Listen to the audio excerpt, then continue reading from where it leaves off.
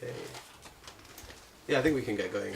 So, thank you all for coming to discuss what we believe is a very important, very useful component in the Web3 stack, namely the ability to manipulate data while retaining or preserving some form of privacy.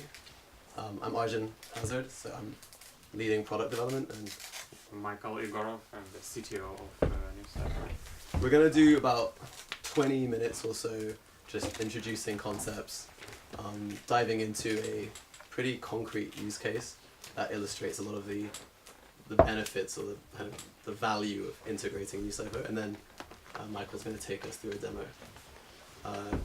So let's start by kind of defining what we mean by privacy-preserving data manipulation, starting with data manipulation. Very loosely, I mean doing useful things with or to data, whether it's user data or organizational data, whatever that might be.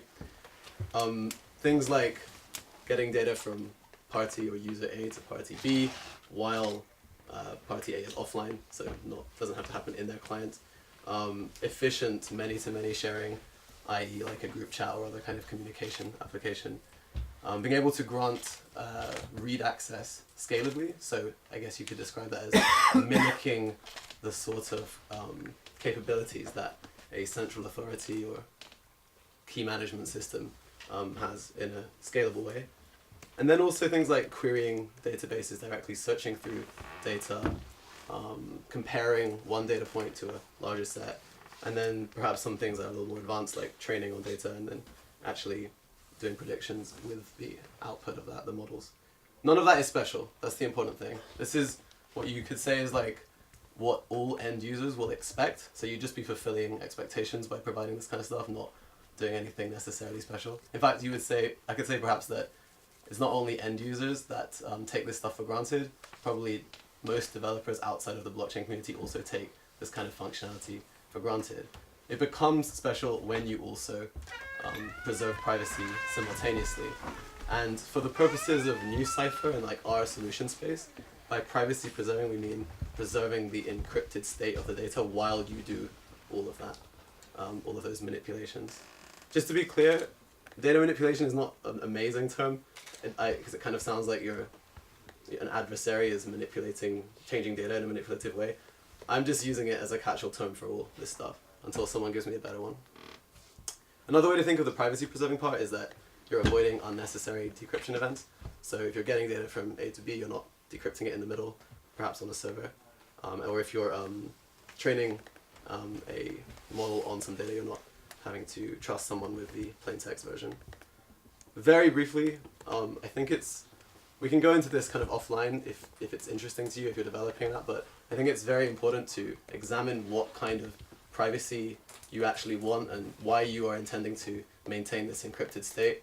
I think we often mistake privacy as a binary concept. It's just definitely good and definitely good for everyone and everyone wants it.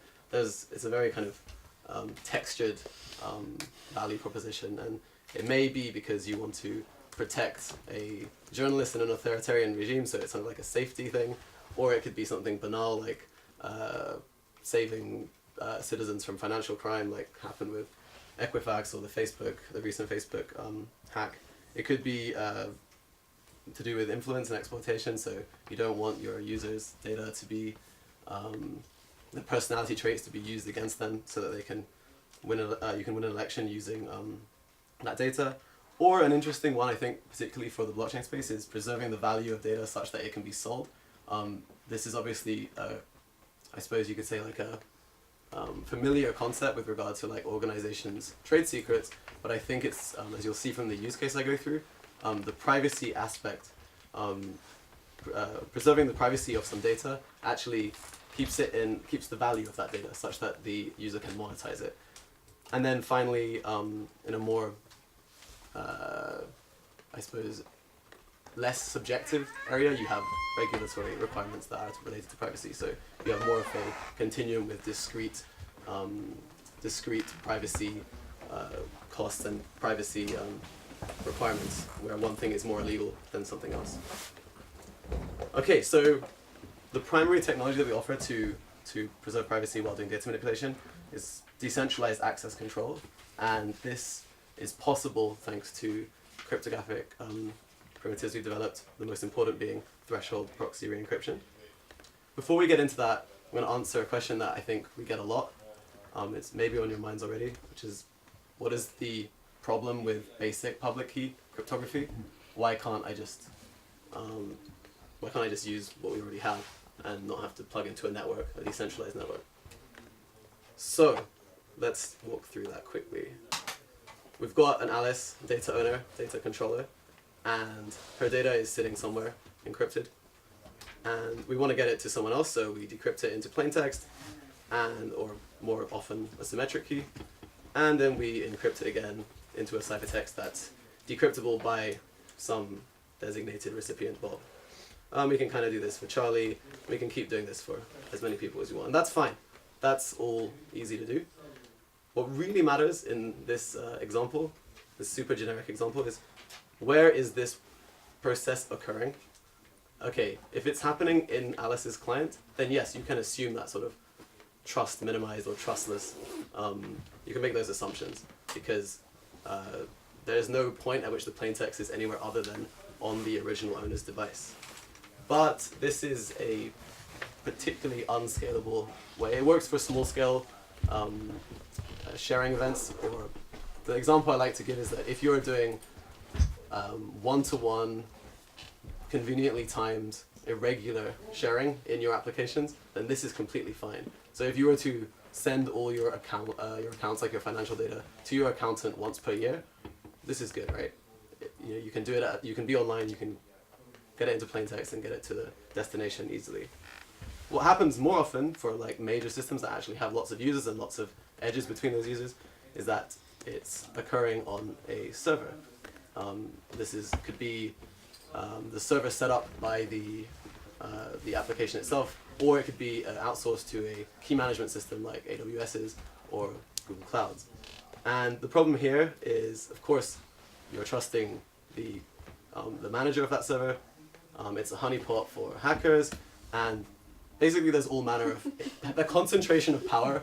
The concentration of data in one place makes it a lot easier for adversaries to try and attack it. And I also it's worth mentioning as well that the employees of the company that manage this server or provide this service are also a potential worth adding to the threat model. I think a really cool example, or not cool example, was revealed recently with a Twitter employee who was groomed by the Saudi government to spy on dissidents who were obviously with anonymous accounts on Twitter, to try and get their phone numbers, get their IP address, and pass that along to the Saudi government so that they could pursue whatever action I think you can guess with recent events, to give you a sense. So that's it's worth thinking that it's not just like external attackers here. There's also, the trust of the person managing the server, or the organization managing the server, is very important. This situation, this like central authority sharing mechanism, gets a lot worse when you are putting your data in IPFS or some decentralized storage, or across thousands of untrusted machines, because then the equivalent of server-side decryption in the previous example is actually on some random laptop or some random device. You don't know where, and I guess you could say like they are actually potentially the adversary who can do something bad with the user data. Okay. And probably add, like, why would you need to decentralize at all? Like, if you can trust some central party to some degree, why go in decentralized? Like when you are building any decentralized application, you get censorship resistance, and like if some of the nodes get taken down, you still have the system working, and it's in today's world it's extremely important. So, and the question is it possible to provide the benefits you get from decentralization, which is censorship resistance, with data privacy at the same time? Absolutely. So there's also that redundancy benefit, which we'll actually see in action when we go into the use case. I guess basically the conclusion for traditional public key cryptography is like, if you're going to use decentralized storage and decentralized databases, plus centralized access control. That's a pretty terrible combination. What you need, of course, as we've already established, is decentralized access control. Now, we're going to talk a little bit about the underlying cryptography. I got a really cool animation that's going to make you experts in this in the next 90 seconds. So as mentioned, proxy re-encryption has been around for a while. We've operationalized it and also decentralized it, which I'll come to in a minute. First, I want to go through a sharing flow, which will illustrate how proxy re-encryption works. So, hold on a second, sorry about that. Let me just turn the sound off, or we're going to hear Michael's beautiful voice playing kind of strangely in the background. Can I turn the volume off there? Give me 2 seconds.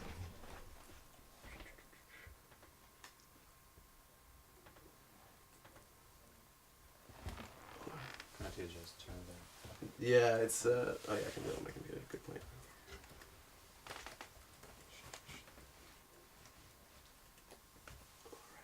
Because we want to hear my voice. Okay, so it's going to begin just like the example we just went through, where the data owner is using her public key to encrypt the data and send it off to storage somewhere. This kind of produces a ciphertext. We're simplifying it a bit, but this is the associated ciphertext with that data. And she wants to share it with Bob. At this point, since she's only encrypted it for her private key, if Bob was to use his on this ciphertext, it's going to get rejected and he won't be able to access the data. And so, to start off the proxy re-encryption process, the application that Alice is using generates a special kind of key called a re-encryption key. And this is built or constructed from her private key and Bob's public key. This actually happens in her client, so her private key is not transferred anywhere. And it's also worth mentioning that there's not really a way to reverse engineer the re-encryption key to get her private key out, except for one very, very unusual attack, which I can go into later. Then the re-encryption key is sent to the proxy, which is this anonymous machine performing services on behalf of the network. The proxy uses the re-encryption key to transform that ciphertext into a form that is decryptable by Bob. The proxy does this in exchange for fees, so maybe an ETH and also some block rewards. What emerges is a ciphertext that Bob can now use with his private key in order to access the original data that Alice intended him to see. So it sounds like a big, scary cryptographic concept. It's actually pretty simple. This is, at least at a high level. But that's not like the end of the story. You probably already noticed that although there is no, you're not trusting the proxy with access to the plaintext data, all they can do is actually re-encrypt. They can't do anything else with that data. You are still vulnerable to things like DOS attacks, or perhaps they could re-encrypt some gibberish instead of the actual ciphertext that would get the data to the destination. And that is why one of NuCypher's most important innovations is leveling up proxy re-encryption by decentralizing it. And the outcome is called threshold proxy re-encryption. It's also called umbral, which just means threshold in Spanish. And I'm going to play another animation to quickly illustrate what that involves. So that re-encryption key, the all-important key, instead of just going to one proxy, is actually split to many proxies. Here we have 5, it could be 10 or 20. And each one of those in turn takes that fragment of a key and produces a fragment of a ciphertext. And when those are recombined, they become the ciphertext for Bob that we explored earlier. All 5 of them? Well, in this case, you might have noticed, if you're hawk-eyed, that only 4 were required to produce the complete ciphertext. So it is an M of N scheme, wherein... So it was 4 that produced it, but only 3 of those combined in the animation. Okay, you're watching it closer than me. You send it... M. Yeah, so let's say you send it to 5, and you made M 3. Mm. So that means that's the minimum number that you'd need to collate the individual C frags, they're called ciphertext fragments, to get the... and you can set that yourself, actually. That's like an option within the system for developers. And it's probably... I've heard an interesting question about this, like how is that different from like glorified Shamir secret sharing? For example, if you split the data into into multiple pieces, and these proxies handle the pieces, and then you combine the pieces and get the data. So here, actually, when your data goes through proxies, it's you get ciphertext in, ciphertext out, and when it's combined, you get not the data out, but encrypted data out, but data encrypted with a different encryption key than it was before this process. So basically, decentralized proxy re-encryption. Yeah, and this has like a lot of benefits, some of which are to do with redundancy. So you can have a node that's innocently offline. You don't want to rely on them doing the re-encryption for the data to get to the recipient. So if you set it like, let's say 10 of 20, you really could have 10 being incompetent, or they could be malicious, they could refuse to re-encrypt, they could be bribed. It doesn't matter as long as 10 of them are performing as expected. Then the data is going to arrive where it should. I think it's probably just worth very briefly mentioning that there is also a crypto-economic layer of incentives here around proxies doing their job. But I don't want to kind of divert attention away from the fact that like the most important thing here is that is the trust model, wherein no matter what, they're not able to access the data itself, and if they are going to misbehave, the upside for them is very little because the data will still get to where it needs to go, and the downside is big because of the slashing and other such things that we require our proxies And they're to do. incentivized for storing and for producing? No storing. They're incentivized to manage access through re-encryptions. Well, they actually store the fragments of re-encryption key, and they apply it to the data which comes in and gets transformed. But they do store the re-encryption key fragments. And but I think the most what is the most difficult part is they are required to stay always online, always ready to re-encrypt, and they commit to stay online for like promised amount of time. Yeah, sorry, I thought you meant storage as in the storage of the underlying data. That is not. Oh, no, yeah. So in terms of like, is there an incentive for them to collect the different pieces, and then an incentive for them to distribute the pieces when it's requested? Well, basically they are just answering the requests. So let's say you're Bob, you've got some ciphertext which was encrypted for Alice, and now you want it to make it decryptable by you. So you have, I don't know, a bunch of proxies, and you want to ask, let's say, 5 proxies, because let's say 5 is enough for like your thresholds. So you send this ciphertext, or how we call capsule, but whatever. You send the ciphertext to 5 proxies, and get the new stuff, the new ciphertext from all these 5 proxies, and then you, on the Bob side, combine them. So basically the proxies should stay online and respond to re-encryption requests. Doesn't have to be Bob, it could be like, let's say somebody else who don't have access, if they try to request the ciphertext to be re-encrypted for Bob, possibly they can do that, but it's really useless for them. I think the simple answer is that that's pushed into the DApp layer, like the kind of collection, going out and getting those fragments and putting them back together. The NuCypher network is doing something pretty narrow in that sense.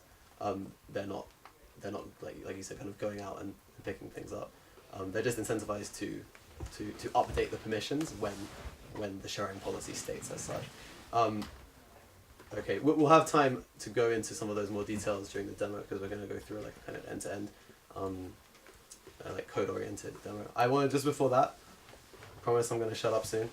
I want to dive into a really interesting use case that I think illustrates a lot of the unique qualities of NuCypher.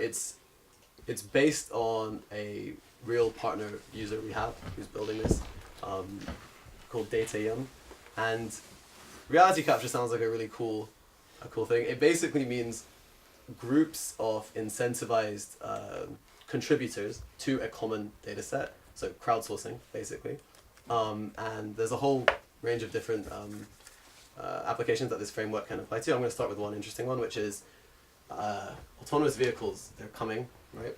And one major hurdle they have is how you can inform a fleet of self-driving cars about real-time changes to the real-world environment, to the reality. For example, if there's a roadblock or some debris on the road or like a lot of traffic, it actually can overload the vehicle's sensors and processor if it's trying to work all that out from scratch. It's much better for it to be in a map or be in some database, the existence of this new thing, this new phenomena, and then the onboard computer to just confirm the existence of that. There's a whole bunch of reasons there. I'm not an expert on autonomous vehicles, but there is a lot of research right now going into how can we get that data. Now, you probably wouldn't expect there to be 500 Google Street View cars kind of continually collecting that data. And so obviously the answer is, how can we crowdsource this from normal people, from their drivers? A lot of new vehicles have cameras and sensors built in. This all sounds really cool, but we run into a lot of privacy and actually compensation and data availability concerns. For example, you would be transmitting as a contributor to this database, helping the AV fleet, your timestamped coordinates continually. That's kind of creepy, right? You also have there's not a really good system for enforcing compensation. You might say, actually, if I'm driving around for 6 hours a day, I should get remunerated more than the guy who turns it on once a month. So there's a kind of a bunch of issues here that actually can all be solved by can be addressed by decentralized access control. So yeah, to summarize, in general, for crowdsourced map data, you have privacy issues which are related to the sensitivity of the information that the contributors would be passing in. You have availability issues. This one I haven't touched upon yet, wherein if the asset, which is this map, in the case of the cars, is really only useful when you have an aggregate of many contributors. You don't just want one person, otherwise you're back to kind of like the same problem of having the Google Street View car.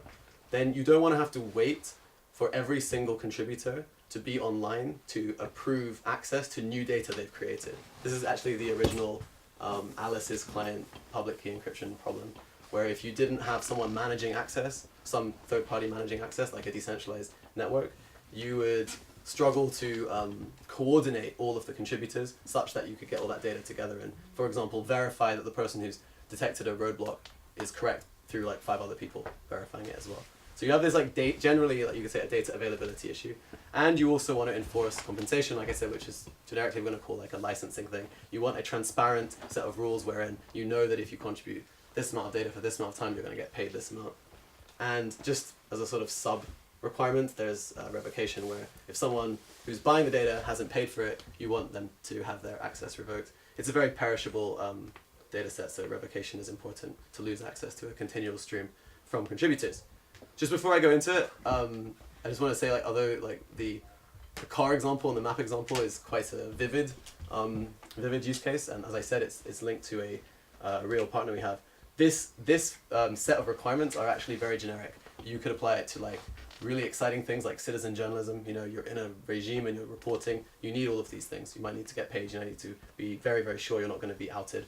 It could apply to something like market research in all kinds of places, like what's the mango crop in Zambia on this day.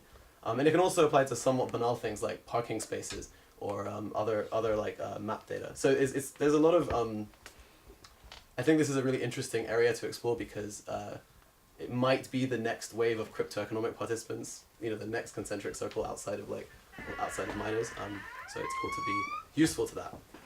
All right, very quickly. We'll start with the Maps application issuing a licensing offer out to the collector network. And then some subset of them are going to accept it. It's going to say, okay, if you give me this data with this regularity, you'll get paid this much. What happens now is going to involve NuCypher. So the ones that are going to participate, their devices generate what's known as a sharing policy. That sharing policy has a few inputs or like arguments, and those are public key from the acquirer, which is the Maps organization. This is similar to how we saw Bob's public key going into the to create the re-encryption key. You have the collector private key. This is on their device, so again, not compromising anything. You have a directory for the data to go to, and then you have some sharing conditions. Only share if I'm paid. And the creation of the sharing policy, which has these specifications for how data will be shared, corresponds to the re-encryption key that is sent to the NuCypher network for them to hold and be ready to do this re-encryption and do the access control. Okay, now the collectors go out to the real world and crush their cars and pick up data, whatever. As they do that, we just have the nodes holding the re-encryption keys ready for when any access request actually needs to happen. Okay, so let's just take like a sort of segment in time.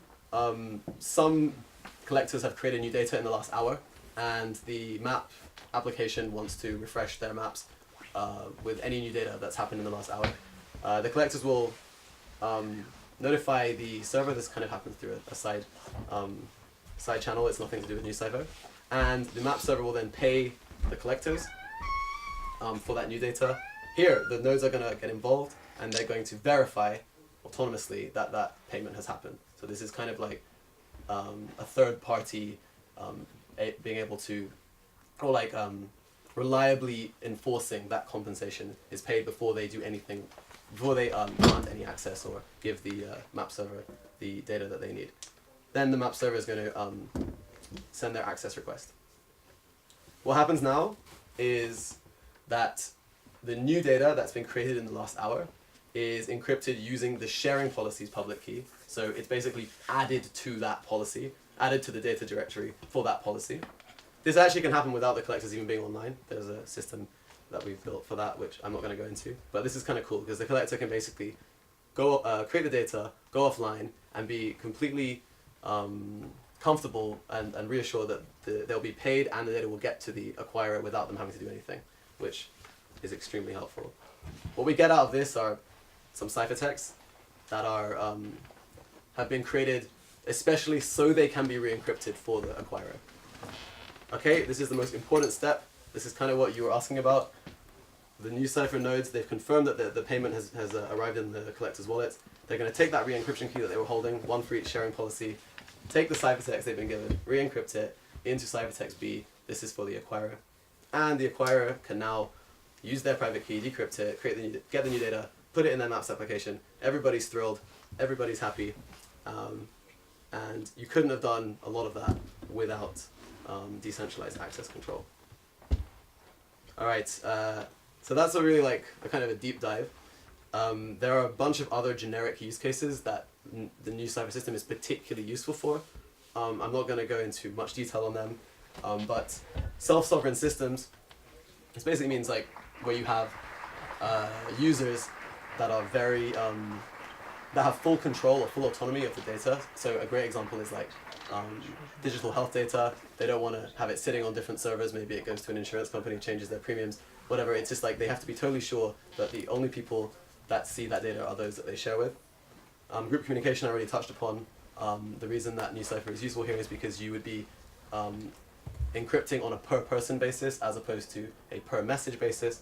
Michael can go more into that later. And then content distribution.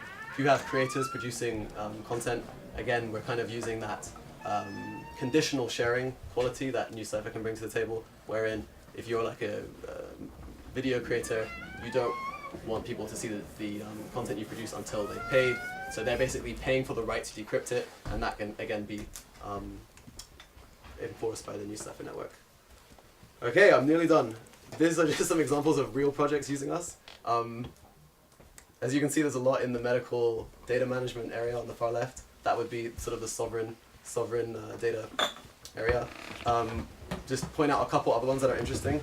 So decentralized databases, in those cases, they're using NuCypher effectively to determine who can query data, so who has that like read access.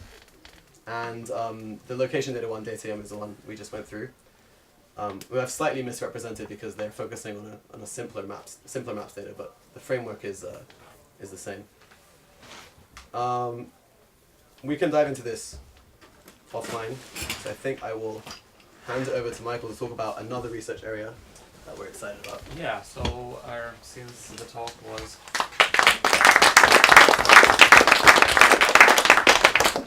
questions at the end, or Yeah, I'll be here.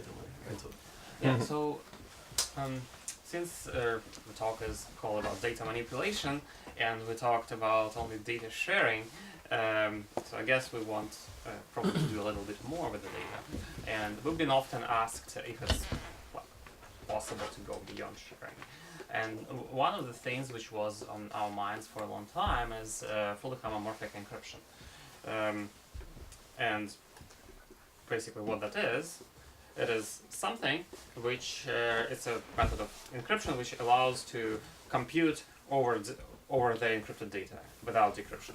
So you can apply any function to encrypted data, and then the resulting ciphertext will contain the result of computation as if it happened on decrypted data and if it was encrypted, but without actually decrypting and encrypting again. So, kind of doing computation over encrypted data. And anyway, so there are actually multiple methods how you could do computations over encrypted data. Like one pretty glorified these days is multi-party computation, where you have multiple nodes. They don't know what they're computing around unless they collude. If they collude, they can decrypt everything. And another way is using trusted execution environments such as Intel SGX. Yeah, that's also like pretty much promoted by Intel, but there are some problems with that also. For example, that you have some side channel attacks, and even those which are there right now will be fixed. Probably there will be some hardware side channel attacks, which I'm not sure if it's possible to fix them. Like if you just stick some magnetometers and measure what's going on inside the CPU, you probably will be able to figure out, because like the real unencrypted computation is actually happening somewhere. And with fully homomorphic encryption, it's I think in 2009, Craig Gentry's work proposed the first practical fully homomorphic encryption scheme, which indeed computed over encrypted data. The only problem was that it was very slow.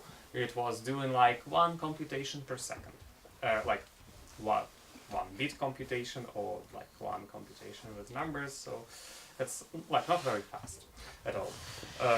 Later on, it was there were some more like fully homomorphic encryption schemes proposed, and the speed was about several tens of operations per second.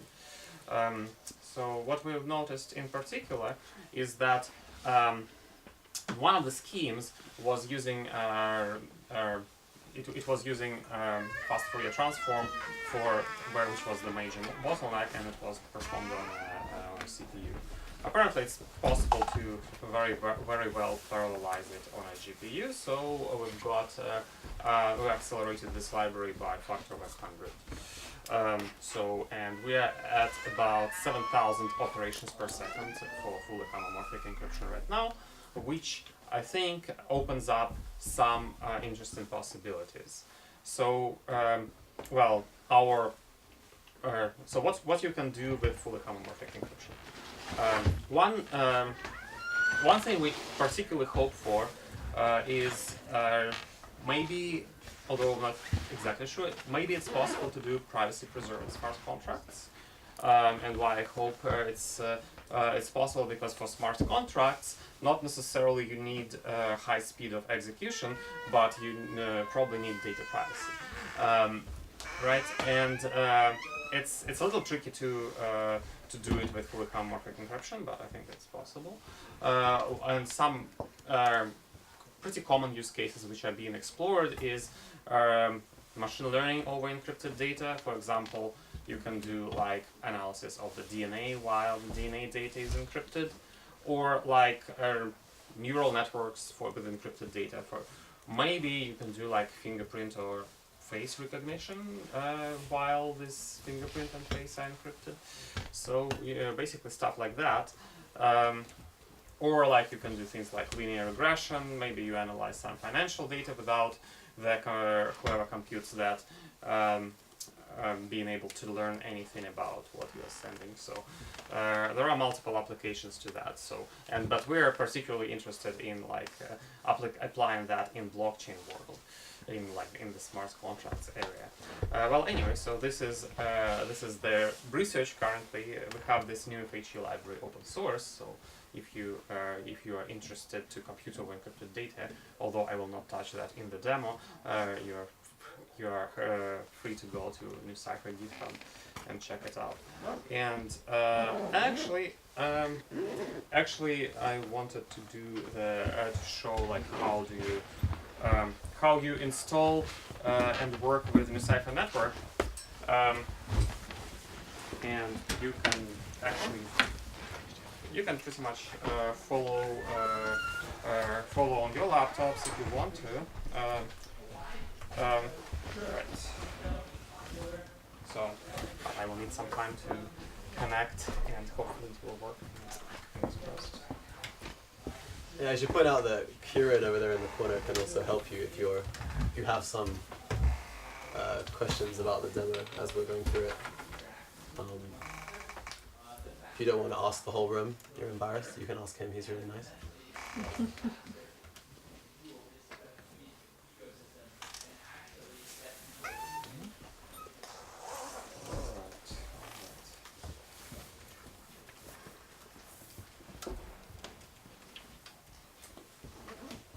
So just to be clear, this is the access control, which is imminently operational, and our network's going to be launched very soon.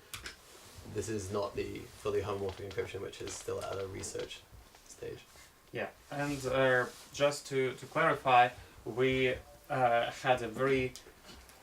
yesterday we had a very ambitious goal to have everything which separates us from the testnet to be done, and well, it didn't work out overnight, so the demo is kind of a little bit outdated. It will, the actual network will look a little bit more friendly, but anyway, let's do that. So I will try to install it from scratch so that you can follow that as well. So we go to NuCypher GitHub, github.com/NuCypher/NuCypher. That's where the code for our network is. Yeah.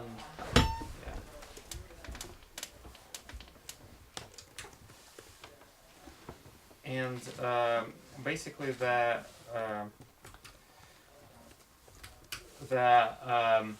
branch which we will be working with is a federated branch, not the master branch. The master branch contains like what will actually you will be working with, but right now, today it's federated. So check out.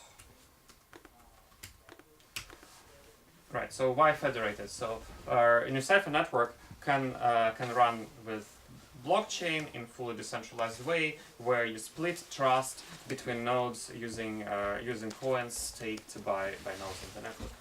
But in federated branch, you have kind of whitelist of nodes, and you select the nodes from this whitelist. So it's a little different, but its interaction from user perspective will be still very similar.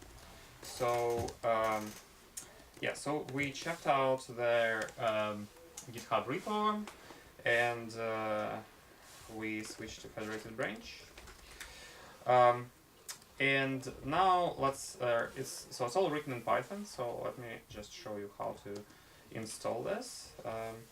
We use ppen, at least currently, and you install. So it's like a tool which installs everything, all the dependencies specified in pip file in a virtual environment which it creates. Installing everything would be done like this. Pip install --dev -3. We use Python 3, and well, skip lock, which is kind of a hack, and we have it described in a README file. So, and I think internet right now is pretty good, so probably we'll be able to install in like a minute or so. While this is rolling, you can also look at the README in the federated branch. There are step-by-step instructions to do the same thing that Michael is doing now. It's like it's And also a note that we actually do have a Docker for the master branch, which we thought we were juggling with having ready today, but Docker will be at least among the norms for our testnet. Yeah, and basically, we will have server nodes, or I would say several server nodes running, and we will have a client node which actually contains 3 nodes in it: Alice, Bob, and data source, and they will talk to the little network which we deploy. So, and in this demo, we'll have like client nodes being coded up as a code of the demo. So that's how you would write your own node from scratch. You wouldn't have to do that, but that's kind of similar to what you do here is similar. It's just writing a client node. Anyway, so it looks like we installed the NuCypher repository. So you jump into ppound environment with ppound shell. Oh, okay. And yeah, that's a long line. Okay. Probably make it a little shorter. All right. Hold it like this. And yeah. So in this federated branch, the scripts which you will need are in examples directory. And what you would also need for the demo is some text file which it will read line by line and encrypt those as messages, throw onto NuCypher nodes, they will re-encrypt it, and then you'll decrypt it. So let's get this text from somewhere. I'm not sure if I have that. Oops. Okay. Anyway.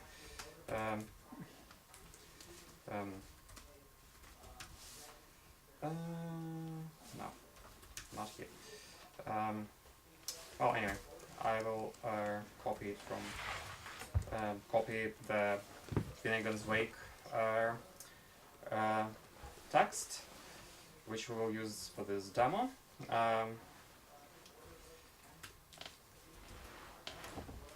Just to be clear, Finnegan's Wake is a novel. We're just using it as the asset we want to Yep. share. Okay. And we probably want to run some NuCypher nodes. So in this demo, in this federated repository, we have run federated Ursula script, and I will probably run that script in around 3 nodes. So let's say we're in this directory, right? So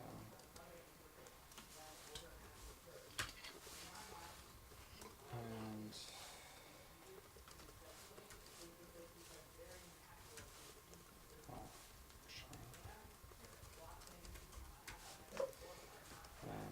so I'm just doing the same thing. I'm running the ppound shell to jump into virtual environment for all of the nodes I'm running. You will not have to do that when you have a real NuCypher network because the nodes will be already running. So okay. Maybe I can make it a little bit bigger. So we have run federated Ursula, and I will one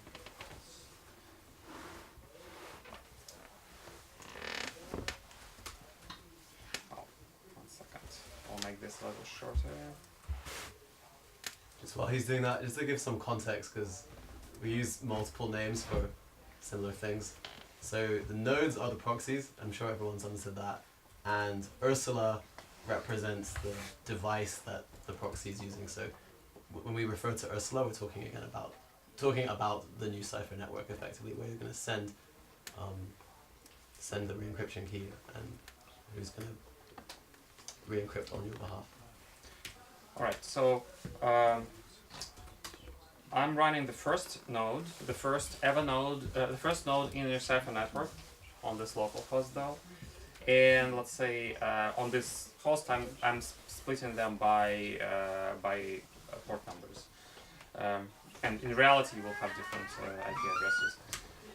Also nodes have node IDs. Oops, looks like I need to install something. Something didn't get installed. Let's see what's that. Oh, I need to create some directory. Yeah, I need to create the directory examples around Minecraft. So I'll do that.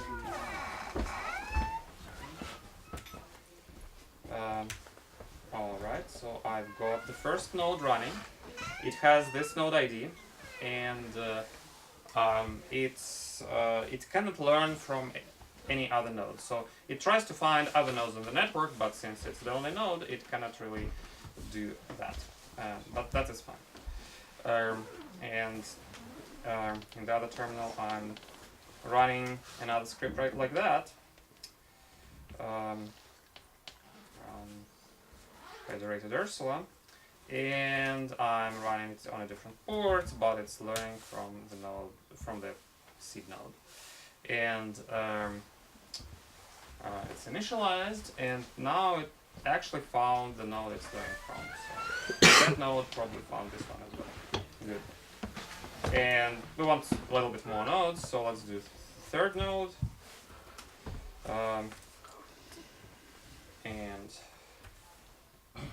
Let's say we run it with the port 5003, and still learning from the first node. Alright, so we've got the three federated nodes running.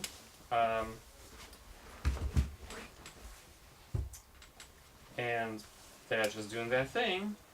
They're ready to accept re-encryption requests, but there are no requests going on right now, so they're just idling. And while that is happening, I can just walk you through the code of the demo. So what we do in this code, as I said, it's actually containing three NuCypher client nodes in one file. So that's a little bit not exactly how it usually will happen, but if you want to code up your alternative client node, that's probably a good start. And yeah. Anyway, so we import different stuff. We have we operate using characters. So we have Alice character, Bob character, and Ursula character. Alice and Bob are producer and I would say owner of the data and receiver of the data, and Ursula is any node which re-encrypts data.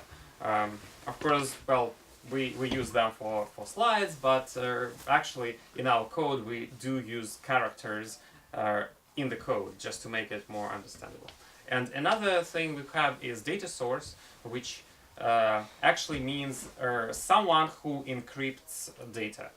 Alice doesn't have to encrypt data for herself. She can, but also somebody else can encrypt data for Alice, because it's at the end of the day it's public key encryption. But Alice can control who can have access over this data. And also Alice, of course, can read this data herself. Anyway, so this is just setting up logging and stuff. That's not very interesting. And yeah, I can probably skip that. And okay, let's just jump to initializing characters. So we initialize Alice. Alice connects to the network. Again, in a real network, it probably will happen a little bit differently than here, but yeah. We specify like for how long the policy will be active.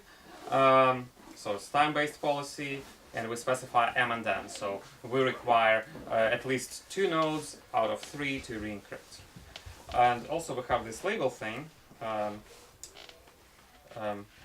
So the label thing is basically each key, each encryption key we have, we don't use the same Alice's key for all of the data. You can actually label the data. You can say, these files, they have this label, or if the label could be the directory name or something like that, and you have a derived key for this label, and then you share everything encrypted for this label into with Bob's key, for example.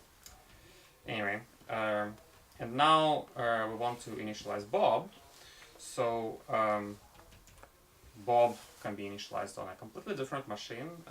It's just for convenience. Bob is in this demo. And yeah, well, we connect Alice to the network, which is done by basically Alice starting the learning loop.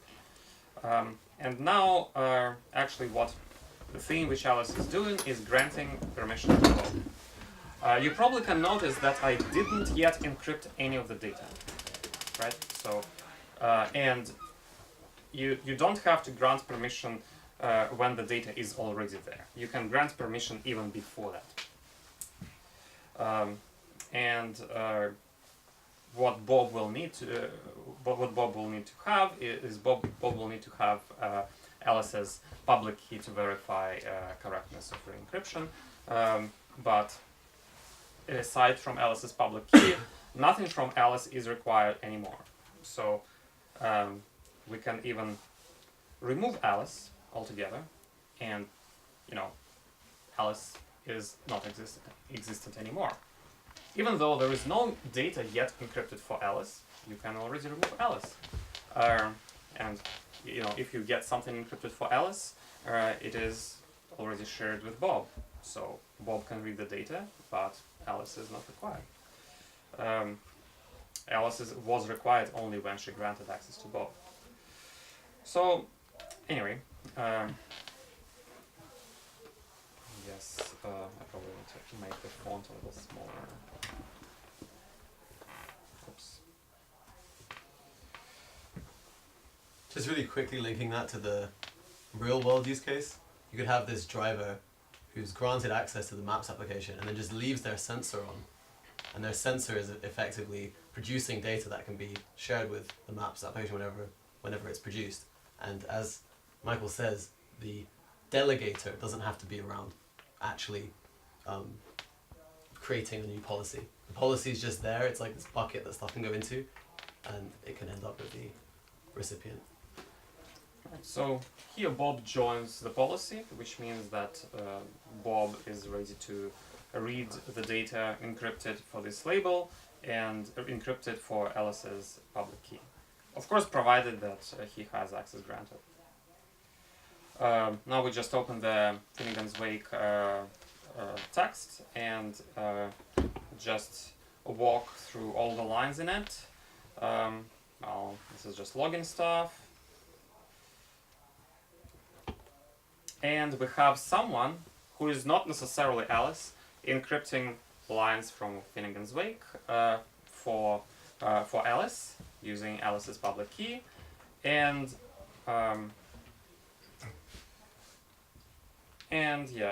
this is saving it somewhere, right? And I guess after that, data source doesn't even have to exist after the data is encrypted. And now this data is saved somewhere. Now comes Bob and tries to read the data. So he this is the ciphertext pretty much, and also Bob needs to know the Alice's public key, which was saved by Alice before she disappeared, and now Bob needs to decrypt the data. So we do it by bob.retrieve. So he retrieves the text from the ciphertext, which is called message kit here, and using the data source object which he created, and Alice's public key to verify the correctness of re-encryption. And then, if everything is all right, we will print this data out. And if something is not right, we will have the assertion error. So let's run this demo actually.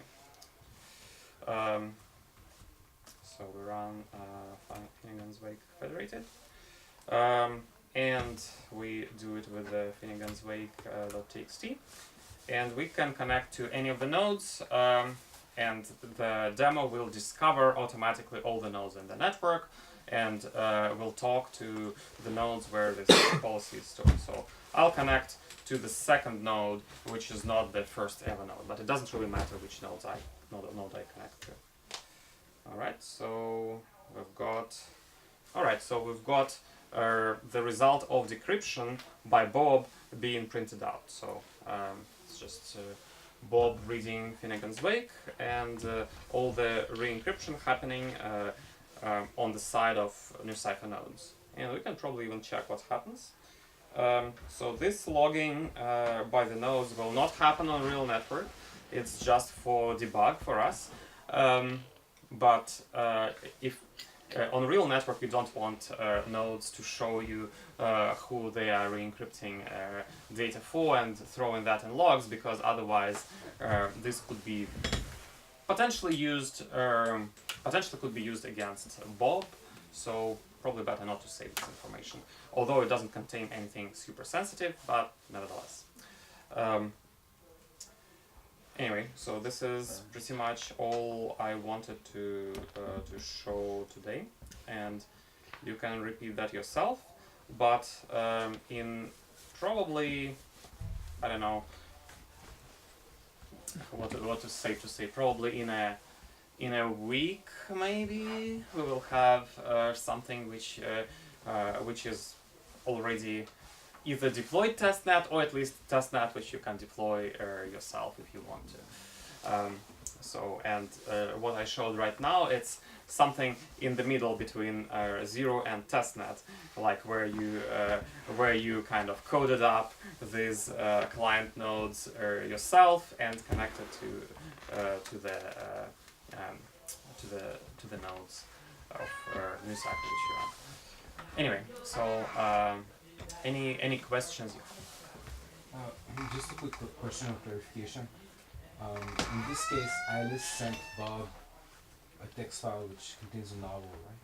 Yeah, well, it's not like the whole text file at once. We just wanted to test how quickly we re-encrypt individual messages, so this file is sent line by line. But if you send all the file at once, it will be way faster. Actually, we are kind of simulating, I don't know, some chat messages, I would say. Okay. It actually recreates a whole data source for each chunk of the text to do the encryption.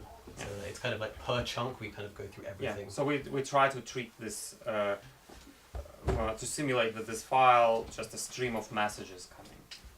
Okay, so you stream the file, you re-encrypt part of the files. Yeah, like just re-encrypt line by line in this case. I guess what I'm trying to understand is, does this have to happen synchronously? Like, what if Alice sent a message today and Bob got it next week? Would that message be stored in a node, or is that not? Well, so Alice stores her encrypted message in any storage of your choice as a developer. Could be IPFS, could be anything. That's the concept of data source? Yeah, and then data source can, so it could be not Alice, by the way, encrypting for Alice's key. It's data source, right? Mm-hmm. And then Bob retrieves this data from the storage layer, discovers that it actually was not encrypted for Bob, so Bob asks NuCypher nodes to transform this data to make it decryptable by Bob. Okay. Right, so there is this request which Bob is doing, like, hey, please make it decryptable by me, and then what he gets as a result is ciphertext which he can decrypt with his private key.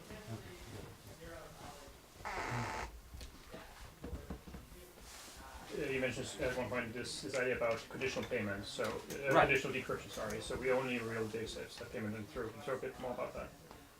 Yeah. So Like specifically, what prevents the proxies from just colluding, decrypting Right. without payment? yeah. So what in this model, conditional decryption is actually, let's say, you pre-grant permissions by generating your encryption keys, and you tell the nodes to transform the data only like while the payments are happening.